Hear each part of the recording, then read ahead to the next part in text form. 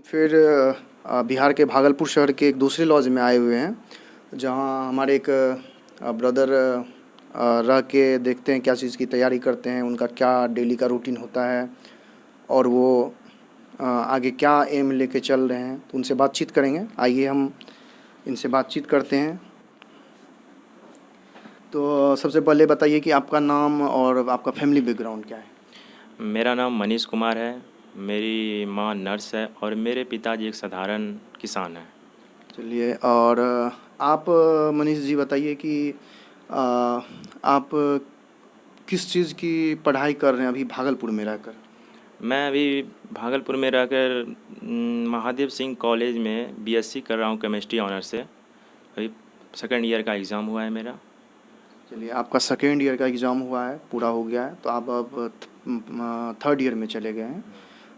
तो मनीष जी, क्या आप केमिस्ट्री के क्षेत्र में ही अपना करियर आगे बनाना चाहेंगे या कुछ और सोचे हुए हैं कि चलो ग्रेजुएशन करके उसके बाद हम किसी दूसरे फील्ड में हाथ आजमाते हैं।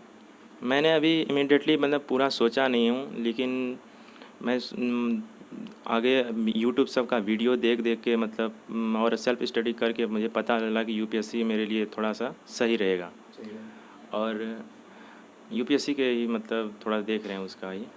चलिए, तो आप यूपीएससी के लिए आगे सोच रहे हैं कि यूपीएससी में मुझे करियर ऑप्शन एक बार सेलेक्ट करना, ट्राई करना है। और वैसे आप यूपीएससी कर रहे हैं, मतलब आप बोल रहे हैं कि अभी यूपीएससी मुझे आगे करना है। तो वैसे आप अभी ग्रेजुएशन में आपका तो सब्जेक्ट साइंस आप ग्रेजुएशन कर रहे हैं, उसमें आपका सब्जेक्ट आप केमिस्ट्री बता रहे हैं। केमिस्ट्री आपका सब्जेक्ट है, तो आपको नहीं लगता है कि यूपीएससी का सिलेबस तो प्योरली आर्ट्स पे बेस्ड है। मतलब सारा सिलेबस उनका देखा जाए तो आर्ट्स पेपर पे ही बेस्ड है। तो उसमें आपको क्या ये साइंस पेपर लगता है कि मदद कर पाएगा उतना जितना होना चाहिए, या आर्ट्स पेपर रहता तो वो ज़्यादा मदद करता। आपने ऐसा क्यों डिसाइड किया कि बीएससी ही करना है, बीए क्यों नहीं? मैंने पहले सोचा नहीं था कि मुझे यूपीएससी ही करना है, और ये सही है कि आर्ट्स में ही मतलब यूपीएससी ज़्यादा बेनिफिट होता है उसमें। जैसे मैंने पार्ट वन का एडमिशन करवाया तो मुझे पता चला कि मतलब यूपीएससी के लिए आर्ट्स अच्छा रहता है, बेनिफिशियल रहता है। तो तब तक मैं आगे बढ़ चुका था और फिर मैंने सोचा कि इसी में मतलब अपना करियर जो होगा देखा जाएगा। जहाँ तक देखा जाए कि आपने बताया कि यूपीएससी की आप आगे तैयारी करेंगे और अभी आप केमिस्ट्री से, साइंस से ग्रेजुएशन कर रहे हैं, तो आपका रूटीन क्या होता है मॉर्निंग से लेकर लेट नाइट तक का। मेरा जो रूटीन है वो सुबह 6 बजे मैं जगता हूँ और अपना डेली का रूटीन जो होता है वो करके अपना गोल जो मेरा एम होता है उसको पूरा करने का कोशिश करता हूँ।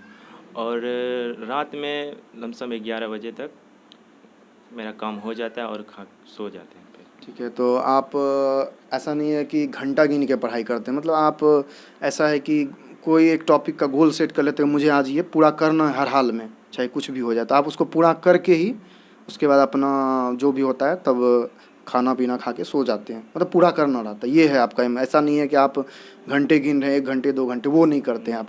तो चलिए, ये भी आपका अच्छा ही है कि नहीं, आप इस तरीके से सबका अपना अपना तरीका होता है। तो वैसे आप मनीष जी बताएंगे, आप जो भागलपुर में रह रहे हैं, तो इसमें आपका मंथली बजट मतलब कितना खर्च हो जाता होगा यहाँ रहने में, सब सारा कुछ खर्च, रूम खर्च, खाना पीना सब कुछ मिला के कितना आप एक महीने का खर्च कर देते हैं। तो मतलब एक महीने का खर्च घर से मेरा मंथली 3,000 तक आता है।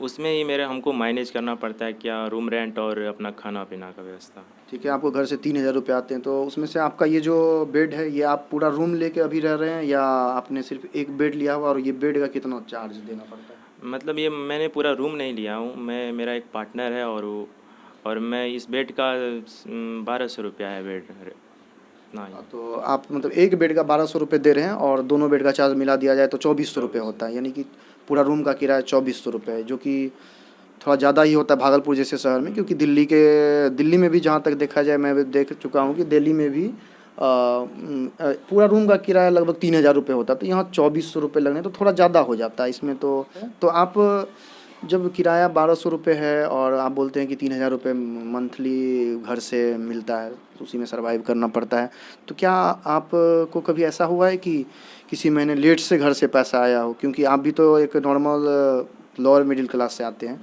तो लेट से पैसा और आपको रूम ओनर परेशान कर रहा हो, या रूम ओनर ऐसा भी है कि सपोर्टिव हैं या परेशान करते हैं, मतलब किस टाइप के रूम ओनर जो आप? रूम ऑनर मतलब हम लोग का बहुत अच्छा है, मतलब सपोर्ट करते हैं, किसी भी काम में सपोर्ट करते हैं, और ज़रूरत हुआ तो और ज़्यादा सपोर्ट करते हैं। और ऐसा नहीं है कि घर में लेट से पैसा देता है, हो सके तो मतलब मंथली आ ही जाता है, और अगर ज़्यादा बजट मतलब हो जाए तो उसे फिर एक्स्ट्रा भी आ जाता है। कि आपके रूम ओनर बहुत ही सपोर्टिव है, ये बस बहुत अच्छी बात है, क्योंकि सपोर्ट से ही आदमी आगे बढ़ सकता है। आपके फ्रेंड सर्किल से सपोर्ट मिलता होगा, आपके रूम ओनर से सपोर्ट मिलता है, आपके टीचर से सपोर्ट मिलता है, आपके घर से सपोर्ट मिलता है, तभी तो आप आगे बढ़ के अपना सपना पूरा कर सकते हैं। तो आप जहाँ तक है कि आप यूपीएससी आगे करेंगे, तो आप मनीष जी यूपीएससी के लिए अभी से कुछ थोड़ा थोड़ा प्रिपेयर कर रहे हैं, या सोचे हैं कि जब ग्रेजुएशन पूरा हो जाए तभी करेंगे? नहीं, थोड़ा थोड़ा मतलब प्रिपेयर मेरा स्टार्ट है, मतलब ज़्यादा नहीं, बेसिक नॉलेज मतलब ले रहा हूँ। उसके बाद ग्रेजुएशन होने के बाद मैं सोचा हूँ कि आगे आगे करें। तो अभी जो आप थोड़ा थोड़ा ले रहे हैं यूपीएससी के लिए, तो आप कौन सा बुक्स को बेसिक मान के तैयारी स्टार्ट की? मतलब बेसिक तो एनसीईआरटी ही माने, और लूसेंट पढ़ रहे हैं, एनसीईआरटी पढ़ रहे हैं, उससे कोई बेसिक मान के मतलब। लूसेंट और एनसीईआरटी आप पढ़ रहे हैं, तो बहुत अच्छी बात है। तो चलिए ठीक है, आपसे बात करके मनीष जी बहुत अच्छा लगा। आपको बहुत बहुत बधाई, आपने अपना बहुत ही कीमती समय दिया। ठीक ठीक है। तो यहाँ पे अभी हम बात कर रहे थे मनीष से, जो कि भागलपुर में रहते हैं। बिहार का एक शहर है भागलपुर, जिसको कि अंग प्रदेश के नाम से भी जाना जाता है। तो अभी मनीष से बातचीत जहाँ हुई, इसने बताया कि ये किस तरीके से रूटीन फॉलो करते हैं, क्या इनका शेड्यूल रहता है। अब हम देख लेते हैं कि ये कितने बड़े रूम में रहते हैं, कमरे का साइज़ क्या है, कितना बड़ा कमरा है। तो हमारे कैमरामैन आपको दिखाएंगे कि कमरा कितना बड़ा, और इसी में सर्वाइव करना पड़ता है स्टूडेंट को।